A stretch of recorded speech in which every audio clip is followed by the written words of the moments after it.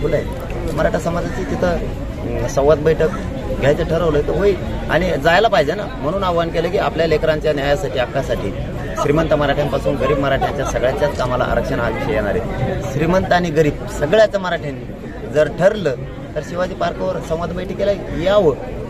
सगळेचे सगळे देबा म्हणजे कामगार असेल, माथाडी कामगार असेल, डबेवाले असतील, रिक्षावाले, जीपवाले, व्यावसायिक आहेत, नोकरदार वर्ग आहे, डॉक्टर आहेत, वकील आहेत, सगळेच जेवढे काय आहेत व्यावसायिक सुद्धा इथं श्रीमंत पासून गरिबांपर्यंत सगळ्यांनी जर ठरलं तर छत्रपती शिवाजी महाराज पार्कवर ज्या तारखेला आणि ज्या वेळेला दिलंय त्या वेळेला सहकुटुंब लेकरा बाळासह यायचं. परंतु शिवाजी महाराज पार्क मैदानाची परवानगी मिळणं काहीसं कठीण आहे, कारण काही दिवस राखीव असतात ज्याची परवानगी महानगरपालिकेकडून घ्यावी लागते.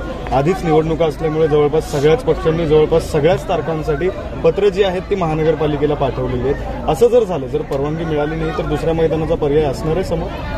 ते आता स्थानिक मराठा समाज ठरवलं. लोक ते बोलले माझ्या रात पोटात म्हणून मी बोलून टाकलं लगेच.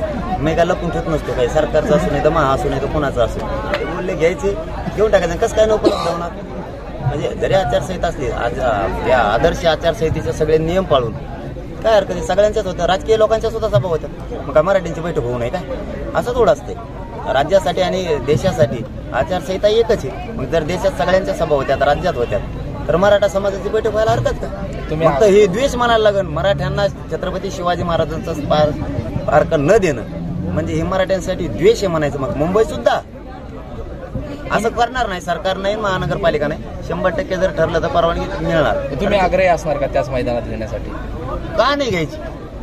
का नाही घ्यायची? प्रत्येक जण तिथं न्यायासाठी आपला कार्यक्रम घेतो. तसंच मराठा समाज बैठक घ्यायला लागलाय.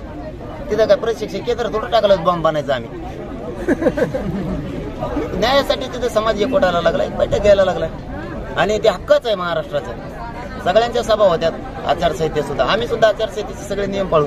समाज परवानगी घेईल आणि सरकार आणि महानगरपालिका 100% देईल. का द्वेष दाखवतील मराठ्यांविषयी? त्यांना काय राग आहे एवढा मराठ्यांचा? याची बैठक नेमकं कधी घ्यायची चर्चा झाली आहे का? नेमका कुठल्या याच्यात महिन्यात होईल, कुठल्या आठवड्यात होईल असं काही ठरलंय का? काही ते 2-3 दिवसात समजेल. कारण मला तिकडच्या तारखा माझ्या बघायला लागणार आहेत, कुठं कुठं दिलेल्या आहेत. त्यानुसार ते ठरवावं लागेल. कारण 1 मे पासून माझा राज्यात दौरा सुरू होतो, त्यामुळे मला ते बघणंही गरजेचं आहे. हे मैदान तसं ऐतिहासिक आहे. बाळासाहेबांच्या सभेपासून, राज ठाकरेंच्या सभेपासून अनेक मोठ्या नेत्यांच्या सभा तिथं झाल्या आणि ते मैदान भरवणं हे देखील एक मोठं टास्क प्रत्येक पक्षापुढे होता. तुम्ही त्याकडे कसं बघाल जर तिथे संवाद बैठक सुरू झालीच? आम्ही पुढे मैदान भरायचं म्हणलो, बैठक घ्यायची. मैदान भरण का नाही हे चॅलेंज पुढे आम्ही केलं की आम्ही भरवणार आहे. बैठक फक्त छत्रपती शिवाजी महाराज पार्कवर घ्यायची हे त्यांची चर्चा सुरू होती. तर मी फक्त हो म्हणलो करायचं का तर करा, हरकत नाही. सरकार देईल परवानगी, महानगरपालिका सुद्धा. आम्ही बैठक घ्यायलो, ते भरायचं नाही म्हणायलो तर आम्ही पण बैठक घ्यायलो आणि समाज आजूबाजूचा येणार आहे म्हणल्याच्या नंतर ते मोकळा पटांगणी एवढंच. हो मी बैठकीला येणार 100%. त्या बैठकीतून काय इशारा असेल सरकारला त्या दिवशी देऊ ना.